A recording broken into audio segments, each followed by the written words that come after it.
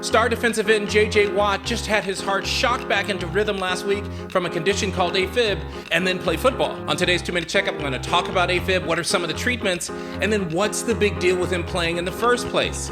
Here's a hint. Blood thinners. The 2-Minute Checkup with Dr. Dave. I'm going to start by saying there's a whole lot here that's way beyond the scope of the 2-Minute Checkup, so I'm going to just say it this way.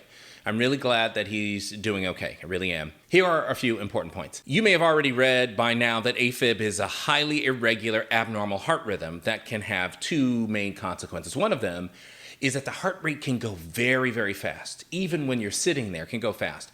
170, 180 beats per minute. And when the heart is going that fast, you can get lightheaded, you can get dizzy, you can be short of breath. The second thing, and probably the most dreaded consequence, is that atrial fibrillation that's untreated and undetected can cause clots to form in the top. Blood can stagnate in atrial fibrillation. That blood can collect and then gain access to the brain, causing a stroke. AFib has some of the same risk factors that we always talk about. It's really important for us to know. You having AFib is more likely if you've got diabetes, hypertension, or you smoke. Anything. AFib more commonly occurs later in life, so 60s, 70s, 80s, but it can occur in young folks. So what is J.J. Watt doing with AFib? Now, we may never really know what the answer is, but there are a few conditions that can trigger atrial fibrillation. One of them is sleep apnea. And so in a young person, big guy who snores a lot, snoring is an indication, you could have sleep apnea. Other things like infections, right? And we know that COVID-19 is now associated with atrial fibrillation.